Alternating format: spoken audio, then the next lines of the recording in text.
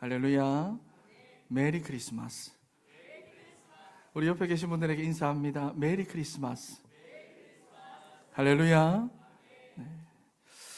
여러분, 세상을 창조하신 하나님께서 우리 인간을 만드실 때 자기 형상대로 우리를 영적인 존재로 창조하셨습니다.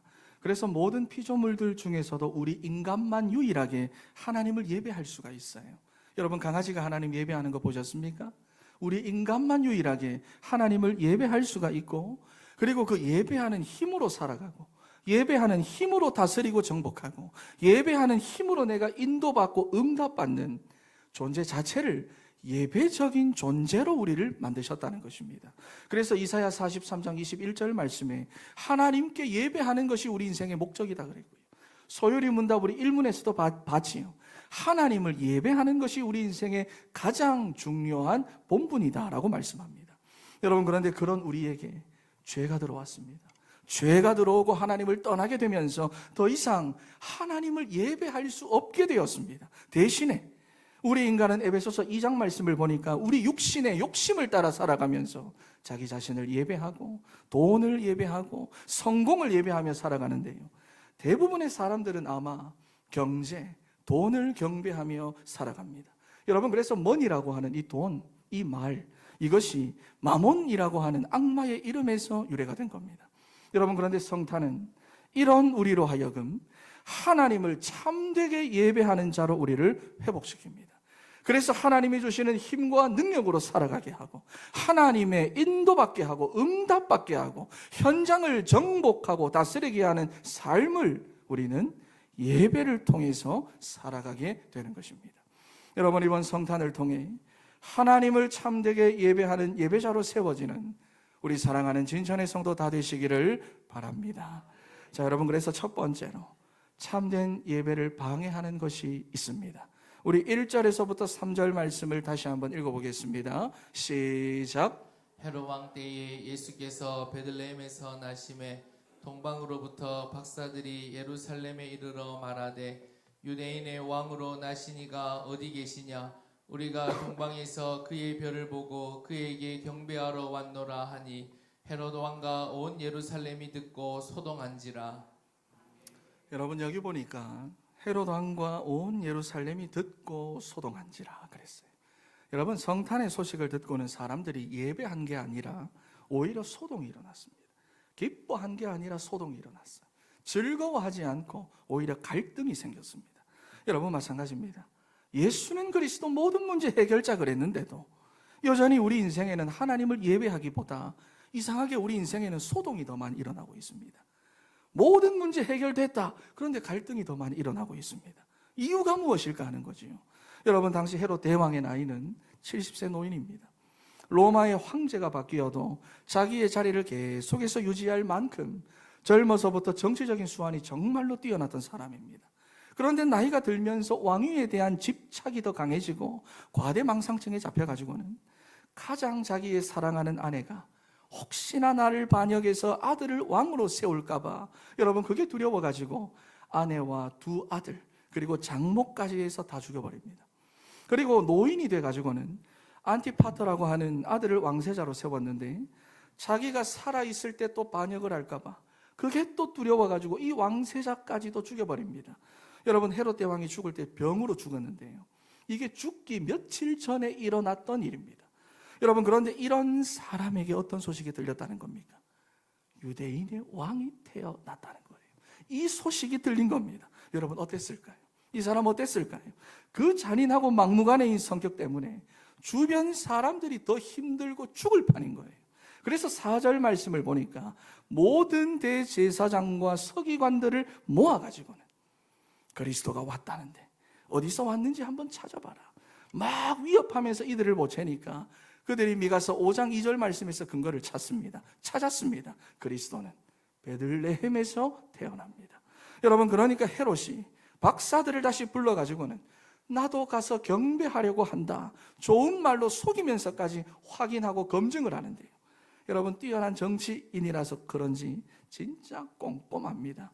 7절 8절 말씀 한번 읽어보겠습니다. 7절 8절 시작. 이에 헤롯이 가만히 박사들을 불러 별이 나타난 데를 자세히 묻고 베들레헴으로 보내며 이르되 가서 아기에 대하여 자세히 알아보고 찾거든 내게 고하여 나도 가서 그에게 경배하게 하라. 아멘. 여러분 여기 보니까 반복되는 말이 나오지요. 어떤 말이 반복됩니까? 자세히라는 말입니다. 왜냐하면 자세히 묻고 자세히 알아놔야 여러분 예수를 확실하게 죽일 거 아닙니까? 여러분 그러니까 겉으로는 그리스도를 환영하는 것처럼 보이지만은 속으로는 내가 더 중요하고 나만 중요합니다. 결국 16절 말씀을 보세요.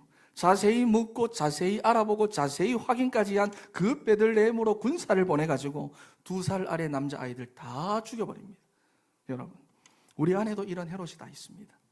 우리 인생들이 선악과를 따먹은 그 이후로부터는 우리 인생의 왕좌에 내가 다 앉아가지고는 내 마음대로 내 생각대로 하며 다 살고 싶어 해요. 그런데 우리 마음의 왕좌에 그리스도께서 주인 되지 않으면 뭐가 안 되느냐? 여러분 제대로 예배가 되지 않습니다. 하나님을 온전히 예배하지를 못해요. 이유가 무엇이냐? 고린도전서 3장 16절 말씀에 보니까 너희는 너희가 하나님의 성전인 것과 하나님의 성령이 너희 안에 거하시는 것을 알지 못하느냐 그랬습니다. 우리가 다 하나님의 성전이고 하나님의 교회인데 교회 머리는 누굽니까? 여러분 교회의 머리가 누굽니까? 에베소서 1장 22절 말씀에 보니까 오직 그리스도가 되어야 된대요. 여러분 우리 인생의 머리가 그리스도가 되지 않고 내 인생의 주인이 그리스도가 되지 않으면 우리는 예배에 실패하게 되어 있습니다. 그리고 당연히 에베소서 2장 말씀에 내 욕심을 따라 살아가게 되어져 있어요. 그 욕심을 따라 내가 경배하며 살아가게 되어져 있습니다. 그래서 로마서 12장 말씀에 보니까 예배에 대하여 이렇게 말씀합니다. 우리 인간은 그냥 예배의 자리에 참석하는 정도가 아니라 영적인 예배를 드려야 하는데 영적인 예배가 그렇다면 무엇이냐? 우리의 몸과 우리의 삶으로 주와 복음을 위해 거룩한 산 제사를 드리는 것이 우리가 드릴 영적 예배다라고 말씀을 합니다. 여러분 그래서 원어로 보면 이 예배라고 하는 말의 원래 의미가 무엇이냐? 내가 무릎을 꿇어서 온전히 절하다, 완전히 굴복하다 이런 말입니다. 여러분 나를 드리는 것이 예배입니다. 우리 옆에 계신 분들에게 고백합니다. 나를 드리는 것이 바로 예배입니다. 시작. 여러분 크리스티나 로제티라고 하는 시인이 성탄에 이런 시를 드렸습니다. 주님, 내가 동방의 박사라면 황금과 모략과 유향을 드렸을 텐데 주님, 내가 양치는 목동이었다면 어린 양 중에 하나를 잡아서 주님 앞에 드렸을 건데 그러나 대신 나는 나 자신을 주님 앞에 드리겠나이다 그랬어요. 여러분 성탄은 하나님을 떠난 우리에게 있어 예배가 회복되는 날이고 나 자신을 주님께 드리고 내 인생의 주인을 바꾸는 날입니다. 그런데 여러분 여전히 우리 안에는 헤롯이 있습니다. 여전히 내가 주인 되어 내 욕심대로 하며 살고 싶어하는 그런 헤롯이 우리 안에 다 있다는 거예요. 그런데 그 마음과 생각이 여러분 계속해서 우리를 예배에 실패시키고 오히려 소동하게 하고 갈등하게 한다는 것입니다. 여러분 이번 성탄을 통해서 인생의 주인이 참되게 바뀌어지고 하나님을 참되게 예배하게 되는 우리 진천의 성도 다 되시기를 바랍니다. 옆에 계신 분들에게 한번 고백합니다. 인생의 주인이 바뀌는 성탄이 되세요. 시작. 다른 분들을 향해 한 번 더 고백합니다. 하나님을 참되게 예배하는 성탄이 되세요. 여러분 그리고 또 참된 예배를 방해하는 것이 있습니다. 그것이 바로 무관심입니다. 여러분 예수님께서 태어날 당시만 해도 종교 세력 간의 갈등과 음모가 정말 극에 달해 있었을 때입니다. 바리새인들은 모세의 율법을 백성들한테 적용하기 위해서 율법주의를 가지고 사람들을 막 반 죽이고 있었고요. 제사장 귀족 계층인 사두개인들은 자기들의 부와 권력을 쌓는 데만 주력하면서 현실 중심적으로 세속화되어져 갔고요. 그리고 에세네파는 스스로를 세상과 구별하기 위해 광야 생활을 했었는데 거기서 금욕하고 절제하며 하나님의 왕국을 기다렸고요. 그리고 또 서기관들은 성경에 대한 지식만 쌓아가지 이 사람들은 통 움직이지를 않았습니다. 그러니까 하나님을 믿는다고 하면서도 사실은 그리스도가 아니라 저마다가 다 나뉘어져 가지고 각각 나름의 신앙생활을 고집하고 있었는데 그러한 중에 예수님께서 오신 거예요. 여러분 그런데 사람들이 압니까 모릅니까? 압니까 모릅니까? 우리가 맞다, 우리가 정말 복음이다 하는 그런 사람들까지도 여러분 압니까 모릅니까? 모른다는 거예요. 몰랐다는 거예요. 왜냐하면 요한복음 1장 5절 말씀에 빛이 어둠에 비치되 어둠이 깨닫지 못하더라. 비쳤는데도 깨닫지를 못한다는 거예요. 11절 말씀에는 보니까 자기 백성이 영접하지 아니하였다 그랬습니다. 메시아를 그렇게나 학수고대하던 사람들이 깨닫지를 못하는 겁니다. 여러분, 특히 오늘 본문에 보니까 별이 떠 있었습니다. 별이 떠 있었어요. 동방의 박사들이 그 별을 보고는 유대인의 왕으로 나신 이에게 경배하러 왔다 그랬습니다. 여러분, 그러니까 잠깐 있다가 사라진 것이 아니라는 말이지요. 박사들이 동방에서부터 그 별을 보고는 산을 넘고 물을 건너서 찾아와야 할 만큼 그게 몇 달일 수도 있는 그 오랜 기간 동안 하늘에 떠 있었다는 것입니다. 그것도 대낮에도 보일 만큼의 강렬한 빛을 내면서 말이죠. 여러분, 제가 여러 번 말씀드렸지만은 두바이 공항에 내렸을 때 햇볕이 얼마나 강렬했냐. 바닥에 반사된 빛에 제가 눈을 제대로 못 떠가지고 계속 다니면서 눈을 찌푸리고 다녔어요. 선교사님들은 여러 번 와가지고 알아서 선글라스 끼고 다녔는데 저는 정보가 없어가지고 아무 말도 안 해주셔가지고 그냥 눈만 찌푸리고 다녔어요. 여러분, 그런데 그것을 초월하는 빛을 내는 별입니다. 그러니까 하나님을 제대로 알고 구약 성경을 알고 복음에 제대로 집중이 된 사람이라면 하나님이라는 것을 알만한 그런 빛을 내는 별이었다는 거예요. 여러분, 그런 별이 그 오랜 시간 동안 하늘에 떠 있었는데도 불구하고 바리새인들도 몰랐고 사두개인들도 몰랐고 에세네파도 몰랐고 서기관들도 몰랐고 백성들도 몰랐고, 이유가 뭐냐? 신앙생활을 아무리 해도 복음에는 집중하지 않고 말씀에는 집중하지 않고 그냥 내가 맞다 하면서 실제로는 다른 것에만 집착하며 살았기 때문입니다. 여러분, 사도행전 9장에도 보면 나오지요. 다메섹으로 향하던 사울 일행에게 구약을 알고 율법을 아는 사람이라면 누가 봐도 하나님이라는 것을 알만한 그런 빛이 하늘로부터 자기들을 둘러싸면서 소리가 들렸는데도 사울이 처음에는 못 깨달았어요. 율법에 대해서 그렇게나 정통했던 사람이 사도행전 9장 5절 말씀을 보니까 누구시니까 그랬어요. 왜냐하면 그 인생이 복음이 아니라 다른 것에 집착되어 있으니까요. 여러분, 마찬가지입니다. 성경 66번을 통해서 여전히 이 별은 빛나고 있고 그리스도의 몸된 교회를 통해 하나님께서 빛나게 하셨지만은 사람들은 여전히 그리스도를 잘 모른다는 것입니다. 이유가 뭐냐? 무관심입니다. 복음에 집중하지 않기 때문입니다. 여러분, 4절에서부터 6절 말씀 한번 읽어보겠습니다. 4절에서부터 6절 시작. 왕이 모든 대제사장과 백성의 서기관들을 모아 그리스도가 어디서 나겠느냐 물으니 이르되 유대 베들레헴이오니 이는 선지자로 이렇게 기록된 바 또 유대 땅 베들레헴아 너는 유대 고을 중에서 가장 작지 아니하도다. 내게서 한 다스리는 자가 나와서 내 백성 이스라엘의 목자가 되리라 하였음이니이다. 여러분, 여기 보니까 대제사장들과 서기관들이 나오는데 분명히 이 사람들은 확인했습니다. 미가서 5장 2절을 통해서 베들레헴의 그리스도가 오실 것이다도 아니고 오셨다 라는 사실을 정확하게 알았지만은 그들은 경배하지 않았습니다. 예배하지 않았습니다. 감사하지 않았습니다. 주 앞에 나오지 않았습니다. 동방 박사들을 따라가지도 않았습니다. 다시 말해서 관심 자체가 없었습니다. 모든 것이 다 자기 중심입니다. 겉으로는 주여 주여 하지만은 실제 삶에서는 모든 것이 다 자기 중심입니다.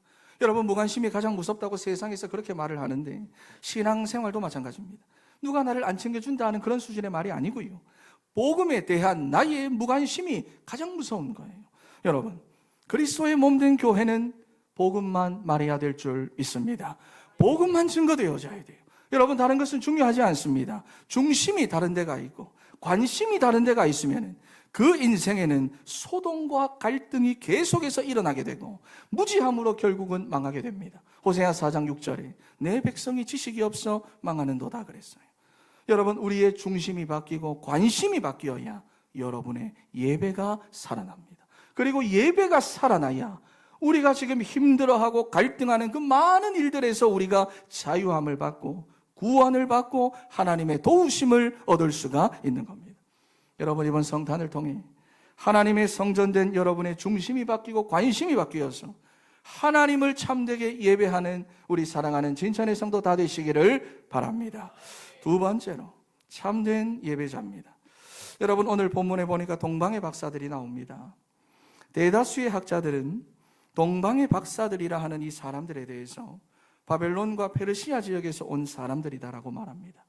왜냐하면 바벨론 지역에는 미처 귀환하지 못했던 유대인의 남은 자들이 여전히 있었고 그들을 통해 언약의 말씀이 계속해서 전달 계승되어 왔기 때문입니다. 여러분 1절과 2절 말씀을 한번 읽어보겠습니다. 1절 2절 시작. 헤롯 왕 때에 예수께서 유대 베들레헴에서 나심에 동방으로부터 박사들이 예루살렘에 이르러 말하되 유대인으로 왕으로 나시니가 어디 계시냐 우리가 동방에서 그의 별을 보고 그에게 경배하러 왔노라 하니. 여러분 여기 보니까 우리가 동방에서 그의 별을 보고는 수천 킬로미터를 걸어가지고 그에게 경배하러 왔노라 그랬어요. 여러분 성탄을 통해 우리가 해야 되고 회복해야 할 가장 중요한 일이 무엇이냐? 그것은 바로 하나님을 온전히 예배하는 일입니다. 여러분 그렇다면 예배가 무엇이냐? 예배는 오늘 동방의 박사들이 와서 아기 예수님께 자기의 보배 합을 열어드리는데요. 여러분 사실 열어드릴 수 있는 그런 상황이 아니잖아요. 그렇지요. 왜냐하면 너무 실망스럽습니다. 유대인이 왕이 나셨다고 해서 그 고생을 하며 찾아왔는데 막상 와서 보니까는 왕궁에 있는 게 아니라 마구간에 가 있습니다. 그것도 거짓골을 하고는 말 구유에 누워 있는 거예요. 여러분 그런데 그게 상관이 없습니다. 왜? 중심이 그리스도고 관심이 그리스도고 나머지는 여러분 다 상관없어요. 이게 바로 뭐냐? 예배라고 하는 것입니다. 나의 중심이 오직 그리스도고 내 관심이 오직 그리스도고 여러분 그러니 불평이 나오고 원망이 나오고 실망스러운 그런 모든 상황에서도 자기의 보배 합을 기꺼이 열어드릴 수 있는데요. 여러분 거기서 동방의 박사들이 황금과 유향과 모략을 드립니다. 이게 바로 예배자예요. 황금이 무엇입니까? 황금. 예수님이 왕으로 오셨다는 것을 고백하는 것입니다. 예수 그리스도가 나의 왕입니다. 예수님이 나의 참된 주인이 되십니다. 이걸 정말로 고백하는 것, 이게 예배자입니다. 유향이 무엇입니까? 하나님께 제사를 지낼 때 사용하는 향기로운 송진을 말하는 겁니다. 그러니까 우리를 죄에서부터 구원하실 영원한 대제사장으로 예수님이 오셨고 하나님 만나는 길을 열어주신 것입니다. 여러분 그래서 우리는 예수의 이름 부르며 하나님께 기도하면 됩니다. 다른 방법 쓰는 게 아니라 예배자는 하나님 앞으로 달려가는 거예요. 여러분 그리고 또 모략이라고 하는 것은 시체를 염할 때 사용하는 방부제입니다.